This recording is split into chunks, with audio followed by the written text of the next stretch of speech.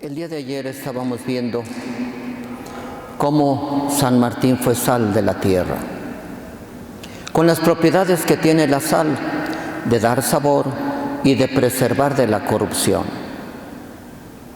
Veíamos que realmente la fuerza del Evangelio da sabor a la vida. Quien acoge esa novedad cambia tu vida y te llenas de paz, de confianza en Dios, de gozo, de fortaleza para afrontar las vicisitudes de la vida. Hay numerosos ejemplos y ejemplos palpables, milagros, donde vemos que la fuerza del Evangelio, por ejemplo, ha dado un sabor nuevo a familias que estaban por desgajarse, parejas que estaban por separarse, matrimonios que estaban a punto de hundirse. El Evangelio los ha cambiado y ahora son familias funcionales. Ha renacido el amor, el buen trato, la armonía, el gozo, el acuerdo entre ellos, las ganas de vivir. También hemos visto cómo la fuerza del Evangelio, como que ha resucitado gente que vivía sumida en los vicios y les ha dado el buen sabor de Cristo a personas que andaban perdidas. Todos hemos sabido de esto. Pero también la fuerza del Evangelio ha dado sabor, por ejemplo, a tantos enfermos. Una vez, yendo a visitar el hospital civil, me encontré con un muchacho, leucemia, 17 años, ya casi agonizando. Me dijo la enfermera que en la tarde iba a morir, según los pronósticos. Y le pregunté, ¿cómo estás? Bien, padre, bien. Me lo dijo ya con voz un poco apagada. ¿Estás preparado? Sí. Un muchacho en la flor de la vida que iba a dejar un futuro prometedor, 17 años. ¿Estás preparado? ¿Quieres confesar? No, estoy preparado, padre. Quiero ir al cielo, me dijo. Fíjense con qué paz esperaba la muerte ese muchacho. Yo me quedé sorprendido. Todo lo que da sabor a la muerte, la sal, que da sabor a circunstancias muy difíciles y también a la misma enfermedad. ¿Cuántas personas que tienen fe saben sufrir con paciencia, con ánimo, sin quejarse, hacen más llevadero y hasta hacen de su misma enfermedad una oblación grande a Dios porque están unidos a la muerte de Cristo? Santa Clara de Asís estuvo 27 años en la cama.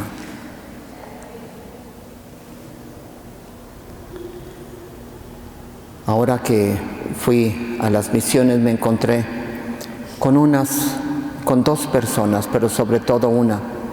Las dos estaban postradas. Desde hace unos 35 años están postradas y una no se puede ya dar vueltas si no la voltean, sino esto. En medio de una pobreza increíble. Esa es su vida. Y llego y les digo, ¿cómo están? Bien, padre, bien. Pero diario rezan, están con Dios. Fíjese lo que cambia la fe, el Evangelio, la fuerza de Dios. Y da sabor a esa vida tan limitada, a esa rutina tan monótona y triste. ¿Cómo están? Estamos bien, Padre. Pues bien, le pedíamos a San Martín que también nos concediera la gracia de ser sal, para preservar también de la corrupción nuestro ambiente, nuestra familia, nuestro trabajo, nuestro descanso, preservar como es la sal. El día de hoy vamos a ver la otra parte, sal de la tierra y luz del mundo. Dice Jesús, ustedes son la sal de la tierra y la luz del mundo. Y no se puede ocultar una ciudad construida en lo alto de la montaña. No se puede ocultar, está allá precisamente para verla. Y que ellos vean también alrededor y cuando venían sus enemigos y todo. No se puede tapar la luz en la casa. Era luz que se ponía sobre el celemín, sobre el candelero. No para taparla con una olla, dice Jesús, sino se pone sobre el candelero. ¿Para qué? Para que alumbre a los que están en casa. Y así tiene que ser el cristiano. El que vive las bienaventuranzas tiene que dar luz, porque sus obras son como el vestido del cristiano, para que todos la vean y glorifiquen al Padre que está en el cielo. Tenemos que ser luz, pero no para pavonearnos, no para jactarnos, para que digan qué bueno eres, para cosechar alabanzas. No, tenemos que ser buenos para que glorifiquen al Padre Dios que está en los cielos. Y de veras que la fe no se puede apagar, no se debe apagar. Esa vela que te dieron en tu bautismo con la luz de Cristo tiene que brillar toda la vida, iluminarte a ti e iluminar a los demás. Tu vida tiene que brillar, como ya les decía que ha brillado la vida de los santos, que son como estrellas en el cielo, que siguen brillando. Los santos como brillaron y siguen brillando, porque todavía su ejemplo nos conmueve. Todavía podemos aprender tanto de ellos. Todavía vibramos ante sus hechos heroicos. Nuestras obras son como el resplandor, lo que traemos dentro es lo que sale fuera. Y así hay muchos cristianos que son luz del mundo. Yo me pongo a pensar en tantas madres heroicas que cumplen a la perfección y son luz de Dios en su hogar. Y van enseñando con su vida los valores cristianos a sus hijos. Yo creo que todos tenemos el recuerdo de nuestras madres, sus consejos que nos daban y sobre todo el ejemplo que nos proporcionaron. Y viven con nosotros gracias a ese ejemplo tan hermoso que nos dieron. Sin duda alguna hemos visto jóvenes con ideales grandes, jóvenes que no andan en la perdición, jóvenes actuales y con su celular, que aman las fiestas y todo, pero con orden, con alegría y sobre todo con una vivencia que parece que ves ángeles de Dios. Me encontré con unos jóvenes por allá en la sierra de Durango. Y entonces allá vi unos jóvenes que se iban de 2 en 2 a la ranchería, daban 1 año de su vida a las misiones. ¡Qué hermoso! Jóvenes que brillaban con la alegría de su juventud y dándole 1 año de su vida antes de entrar a la profesional. Se iban después de prepa allá. ¡Qué hermosos ejemplos hemos tenido nosotros!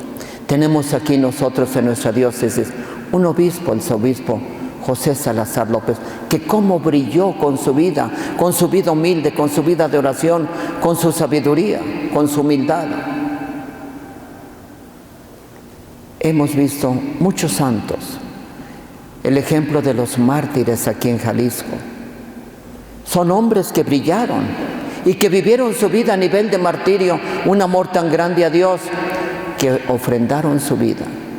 ¿Quién no se conmueve, por ejemplo, ante una María Goretti que prefirió morir y defender a una costa de su vida la pureza de su vida? O la vida del padre Maximiliano Kolbe, que se ofreció a morir en vez de un compañero en pleno campo de concentración. Y así como vemos ejemplos heroicos y personas que han brillado con la luz de Dios, también vemos, desgraciadamente, muchas personas hoy que más bien lo que muestran es los valores negativos, el espíritu del mal que traen acá. ¿Cuántas leyes en contra de Dios y de la vida?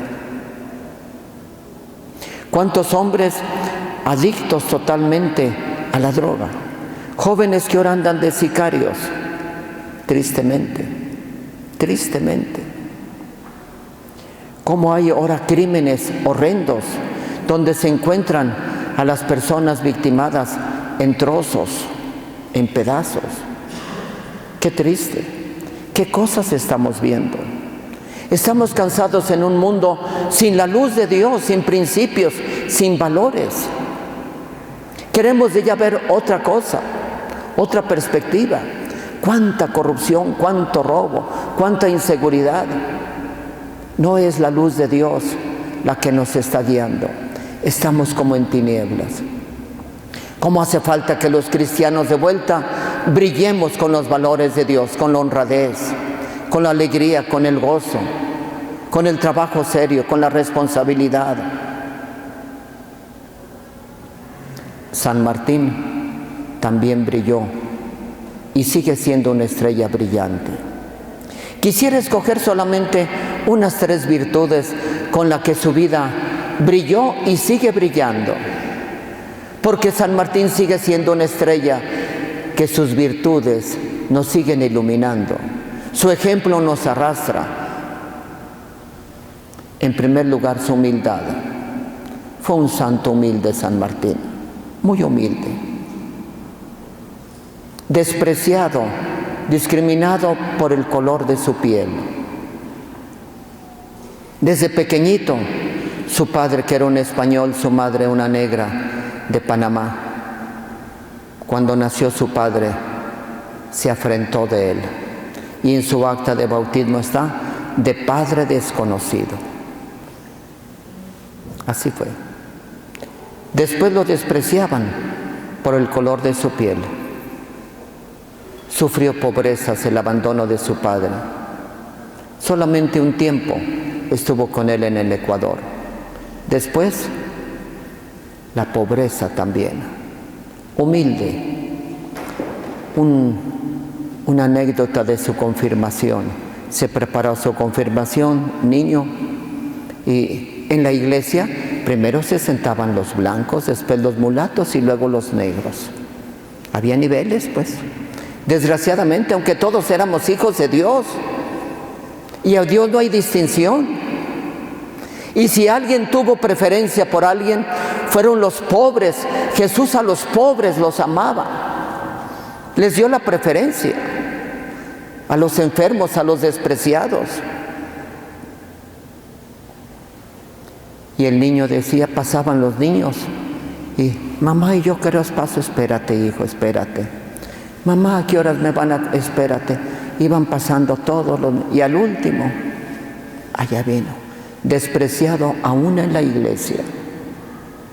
Qué tristeza, humilde.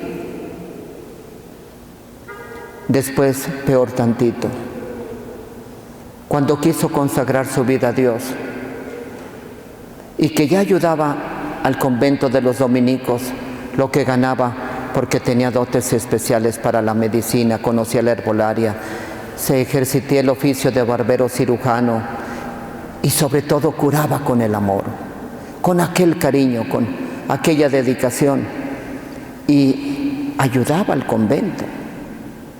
Y entonces tocó las puertas del convento porque quiso entrar con ellos y le dijeron no. Otra humillación. Es que hay reglas.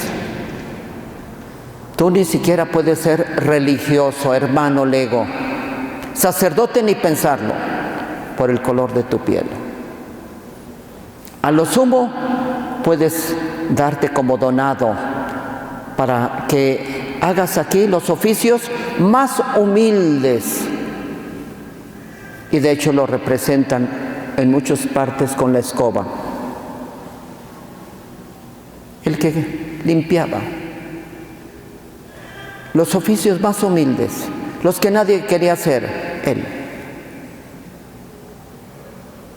¿Cuántas humillaciones tuvo?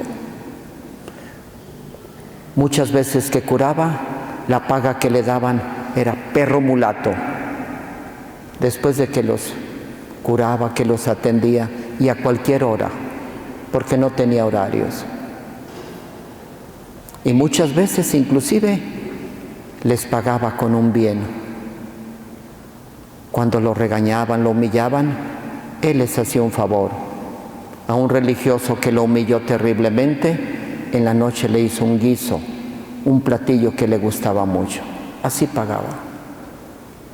Un hombre que lo humillaron mucho, en el convento y fuera del convento, desde niño hasta grande. Y sin embargo, él quiso imitar a Cristo, porque Cristo dijo: aprendan de mí que soy manso y humilde. Y él quiso tener la humildad de Cristo. Y además Jesús dijo: el que se humilla será enaltecido, y el que se enorgullece, se enaltece, será humillado. Y los primeros serán los últimos los primeros. Él vivió plenamente esto. Y cuando lo humillaban decía: es que esto merezco por mis pecados. Es que ellos son buenos. Se consideraba a los demás mucho mejor que ellos. Y sobre todo imitar a Cristo, que fue humillado. Tenía una devoción increíble a Cristo en la cruz. Y ahí vio toda la humillación que tenía. Y esto lo alentaba. Otra virtud, brevemente, es su piedad. Un hombre de veras que se arrobaba ante el Santísimo Sacramento. Y Dios le concedió inclusive levitaciones, que se elevara. Éxtasis. Una vez fue el virrey a consultarle unas cosas, el virrey. Y ahí estuvo esperándolo, porque él estaba en éxtasis. Deseaba tanto comulgar, pero no podían comulgar diario, sino de vez en cuando. Y él pedía lo más con la frecuencia que se pudiera. Y después de su comunión se perdía. No sabían en dónde estaba. Quería gozar esa presencia de Dios, su amor a la Virgen. Era un hombre piadoso, pero sobre todo su caridad. Qué caridad tan grande tuvo desde niño. Fue educado por una madre cristiana que le inculcó sobre todo el amor. Y yo pienso que lo que más brilla en uno es el amor. Tanta caridad que hacía, pero era sustentada por su oración. Esos momentos de éxtasis con el Señor, ahí se llenaba de amor para después poderlo comunicar a sus hermanos. Detrás de una vida de tanto apostolado, de tanto amor, está las rodillas en la oración ante el Santísimo Sacramento. Lo que hacía Madre Teresa, lo que hacía el Papa Juan Pablo. Primero se llenaban de Dios en la oración, en la experiencia de Dios, y luego iban a difundir ese amor a los demás. Fue un hombre totalmente caritativo desde niño. Tenía un sentimiento de compadecerse por los demás increíble. Desde niño lo mandaban con la canastita a traer fruta, verduras, cosas. Allá. Y muchas veces llegaba sin nada y sin dinero. ¿Qué pasó, mi hijo? Es que había un niño más pobre. Es que una señora era más pobre. Mi hijo, pero también nosotros necesitamos. Desde niño se compadecía. Ya cuando grande, cómo amaba sobre todo a los pobres, a los enfermos más repugnantes y pestilentes, cómo los curaba. Convirtió hagan de cuenta el convento en un hospital, y no era muy del agrado de los frailes. Y cuando vino la peste, aquello fue increíble, ya no cabía de él, le dijeron. Y es más, en su cama pone ahí los enfermos más pestilentes, ahí en su cama, porque él veía en los enfermos a Cristo. Y yo creo que cuando murió, Cristo le dijo: gracias, Martín, todo lo que hiciste por ellos, me lo hiciste a mí. Una vez que el convento tenía necesidades económicas muy grandes, él le pidió permiso al superior para irse a vender como esclavo, como si fueran animales, así, tal cual. Y allá estaba el Martín, allá, en la venta de los esclavos. Si valían 100 o 200 pesos en aquel tiempo, no, aquí está ¿cuánto dan? No, pero también sabe el oficio de barbero, ya subía. No, pero también es cirujano, un poquito más. Conoce las hierbas y cura, un poquito más. Ya iba más de 1000 pesos hasta que fueron: no, véngase, no lo vendemos. ¿Hasta dónde llegaba? Hasta querer dar la vida por los demás. Venderse para ayudar a esos hermanos que muchas veces le hacían burla. Y si vivió de amor, Dios le concedió la dicha de morir también por amor. Llegó la peste de tifo muy dura en Lima, y el ángel, curándolos a todos, se contagió y murió. Murió también de amor, sirviendo a los demás. Con estas 3 virtudes, ¿cómo brilló la vida? Fue realmente una lámpara hermosa. El que veía a Martín veía a Dios. Nosotros no vemos a Dios, vemos cristianos, pero que cuando tienen la luz de Dios, cuando llevan a Cristo dentro, brillan. Ya les platiqué lo que me pasó con Juan Pablo II y con la Madre Teresa el día de ayer. Y así, y es lo que vemos. Y cuando vemos esto, vemos a Dios en los cristianos, en esa luz que nos dan. San Martín sigue siendo una estrella, porque todavía su vida nos conmueve. Pidámosle hoy a San Martín que también nuestra vida brille con la luz de Dios, porque lo que traemos dentro es lo que va a aparecer fuera. Así sea.